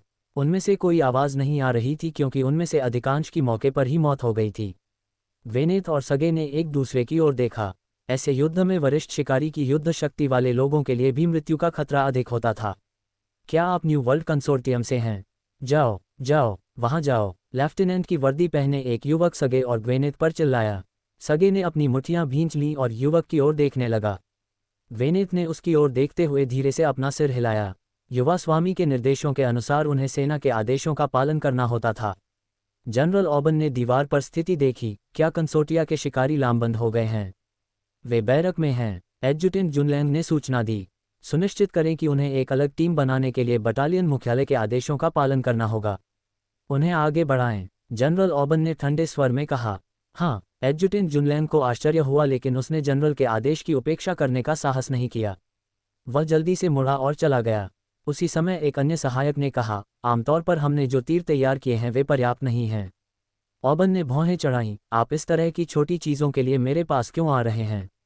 सुनिश्चित करें कि नए बैच का उत्पादन किया जाए और यदि गोदाम में पर्याप्त नहीं है तो कंसोर्टिया से खरीदें। आपने पहले से तीर तैयार क्यों नहीं किए? क्योंकि हम एक लंबी लड़ाई लड़ने जा रहे थे। हाँ, सहायक चला गया। वाह! बर्बरीक सेना ने पत्थर फेंकने के लिए गुलेल का प्रयोग किया। वे दीवार से टकराए। कुछ सैनिक कीचड़ के तालाब में गिर गए क्योंकि वे समय पर इससे बचने में सक्षम नहीं थे। ऊंची सुनहरी दीवार पर बड़े बड़े गड्ढे फूट गए थे। टकराना, फेंके गए पत्थरों से दरारें पड़ जाने के कारण सुनहरी दीवार का हिस्सा टिक नहीं सका और टूट गया। सुनहरी दीवार से पत्थर गिरने लगे और एक बड़ा अंतर प्रकट हो गया। गर्जन! बर्बर लोगों ने अंतराल के माध्यम से हमला किया जैसे कि वे क्रोधित बैल थे।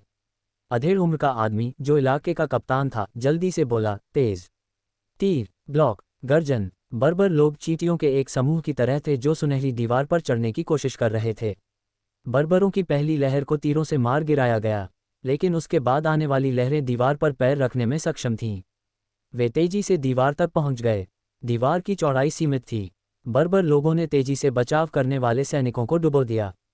वाह! बैंगनी पंख वाले सैनिकों की एक टीम युद्ध के मैदान में दौड़ पड़ी। वे भालों का उपयोग कर रहे थे जब वे एक भेड़िए की तरह बर्बर लोगों पर हमला कर रहे थे जो भीड़ों के झुंड में घुस गया था। धनुर्धारियों के समर्थन के कारण वे बर्बर लोगों की भीड़ को रोकने में सक्षम थे। गर्जन! सुनहरी दीवार के बाहर से रेंगते हुए बर्बर लोगों ने फिर भी हार नहीं मानी। बैंगनी पंख वाले सैनिकों के सैनिक सामान्य सैनिकों की तुलना में कहीं अधिक शक्तिशाली थे। उन्होंने बर्बर लोगों का सिर काट डाला और अंतर को अवरुद्ध कर दिया।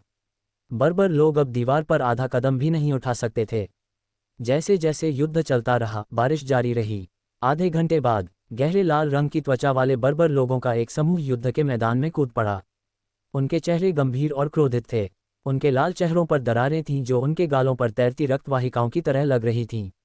अरे! लाल बर्बर लोगों ने बैंगनी पंख वाले सैनिकों पर हमला करते हुए जानवरों के समान चीखें निकालीं। वे बहुत तेज थे। लाल बर्बर लोगों में से एक ने बैंगनी पंख वाले सैनिकों के एक सैनिक को जमीन पर फेंक दिया और उसके चेहरे पर काटने लगा। कश! बैंगनी पंख वाले सैनिकों के सदस्य बचाव के लिए दौड़ पड़े। उन्होंने लाल बर्बर लोगों के शरीर पर भाले से वार किया। हालांकि बाद वाला अभी भी दहाड़ रहा था और काट रहा था, भले ही उसका शरीर छिद्रों से भरा हुआ था। वे लाल बर्बर लोगों को मारने में सक्षम थे। बैंगनी पंख वाले दल का पिछला सदस्य जिस पर हमला किया गया था वह घातक स्थिति में था। जब उसके साथियों ने उसका चेहरा देखा तो वे अभिभूत हो गए। उसकी नाक, गाल और गला काट लिया गया और खून बह निकला। अर्घ! लाल बर्बरों के प्रवेश से युद्ध के मैदान में अचानक अराजकता फैल गई। जनरल को रिपोर्ट कर रहा हूं। 7वीं दीवार पर एक जगह है और लाल बर्बर प्रकट हो गए हैं। बैंगनी पंख वाले सैनिकों की संख्या पर्याप्त नहीं है। हमें और मदद की जरूरत है। एक सहायक ने ऑबन को सूचना दी। ऑबन का चेहरा थोड़ा बदल गया क्योंकि उसने धीमे स्वर में कहा, अधिक बैंगनी पंख वाले सैनिक भेजें। इसके अलावा सामान्य सैनिकों को गोलियां दें। सुदृढ़ीकरण आने तक हमें जीवित रहना होगा। हाँ, अल्पविराम। अल्पविराम। दोपहर में डूडियन ने दोपहर की खबर की जांच की। दोपहर और शाम के अखबारों में सुबह की खबरों की तुलना में ज़्यादा दर्शक नहीं थे। हालांकि युद्ध के कारण लोगों ने इसके राज्य पर अधिक ध्यान देना शुरू कर दिया, इसलिए बिक्री बढ़ गई थी। आखिरकार स्थिति आशावादी नहीं लग रही थी। लाल मेपल पहाड़ों पर बर्बर लोगों द्वारा कब्जा और आसपास के कस्बों और गांवों के विनाश को समाचार पत्रों द्वारा प्रकाशित किया गया है। एक बार जब वे सुनहरी दीवार से गुजरे तो वाणिज्यिक जिले और पूरे बाहरी दीवार क्षेत्र में लाल मेपल पहाड़ों की भयावहता घटित होगी। सेना वास्तव में क्रूर है। उन्होंने सभी 6 कंसोर्टिया के शिकारियों का उपयोग किया है। उन्होंने अधिकांश प्राथमिक शिकारियों को युद्ध में शामिल होने के लिए भी कहा है। यह उन्हें तोपचारे के रूप में उपयोग करने से अलग नहीं है। कागजात पढ़ते समय डूडियन की आंखें सिकुड़ गईं। बैंगनी पंख वाले सैनिक बर्बर लोगों को रोकने में असमर्थ हैं। ऐसा लगता है कि मुझे उन्हें एक हाथ देना होगा। डूडियन ने धीरे से अपनी उंगलियों को रगड़ते हुए बड़बड़ाया। अल्पविराम, अल्पविराम। वही रात, सेना की ओर से जारी खबर। भारी हताहत, सोने की दीवार गिर जाएगी। सेना लाल नदी के किनारे रक्षा की दूसरी पंक्ति स्थापित करेगी। ये नागरिकों की रक्षा के लिए अंत तक डटी रहेगी। आंतरिक दीवार क्षेत्र से मदद बुलाई गई है और जल्द ही वे सुदृढ़ीकरण भेजेंगे। डूडियन ने अखबार में आकर्षक शीर्षकों की जांच की। सोचते सोचते उसने अपनी भौहें सिकोड़ लीं। डूडियन ने अखबार हटा दिया और दूसरे कंसोर्टिया के अखबारों की जांच करने लगा। उन सभी ने युद्ध से संबंधित समाचार दिए। हालांकि उनमें से अधिकांश ने विभिन्न दृष्टिकोणों से स्थिति का विश्लेषण किया, फिर भी उन्होंने स्वीकार किया कि स्थिति बहुत कठिन थी। हालांकि उन्होंने नागरिकों को खुश करने और दहशत पैदा करने से बचने के लिए अलग अलग कारण ढूंढे। अगर दंगे हुए तो कंसोर्टिया उससे सबसे ज्यादा प्रभावित होगी। सुनहरी दीवार हमेशा अभेद्य रही है। बर्बर लोग राजा के किले को आसानी से तोड़ने में सक्षम थे और बार बार सोने की दीवार पर हमला करते थे। हमारा मानना है कि मंदिर के गद्दार श्री डीन को गिरफ्तार किया जाना चाहिए और पूछताछ की जानी चाहिए। शायद बर्बर लोगों की रणनीति के बारे में जानकारी हो सकती है। डूडियन ने समाचार पत्रों के नीचे एक रिपोर्ट देखी। उसने अखबार का नाम जांचने के लिए निचले बाएं कोने की ओर देखा। मुझे लगा कि तुम मेरे बारे में भूल गए हो। अध्याय 370। वाणिज्यिक जिले के उत्तर में एक विशाल क्षेत्र में सेना का मुख्यालय रक्षक के रूप में तैनात सैनिकों से घिरा हुआ था। इस समय 7 या 8 लोग क्षेत्र की गहराई में एक शानदार महल के एक विस्तृत हॉल में एकत्र हुए थे। इन सभी ने अपने कंधों पर मेडल पहने हुए थे। पदकों पर देवी सिल्विया की स्वर्ण आकृति उकेरी गई थी। उनमें से किसी के पास एक था तो किसी के पास 5। लगातार बारिश के बीच लड़ रहे सैनिकों के कारण हम सुनहरी दीवार पर टिके नहीं रह पाएंगे। हमने सैनिकों के दर्जनों बैचों को बदल दिया है और उनमें से सभी गंभीर रूप से बीमार हैं। हालांकि चिकित्सा उपचार समय पर किया जाता है, लेकिन ये पर्याप्त नहीं है। एक सफ़ेद दाढ़ी वाले बूढ़े व्यक्ति ने कहा, ये कमबख्त बर्बर लोग हमारी कल्पना से भी अधिक चालाक हैं।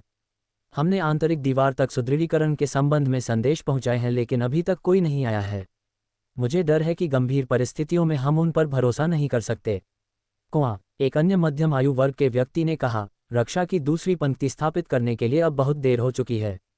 पहले मैंने कहा था कि लाल मेपल पहाड़ों में बर्बर लोगों के खिलाफ गुरिल्ला युद्ध का उपयोग करने के बजाय हमें सीधी लड़ाई में जाना चाहिए था।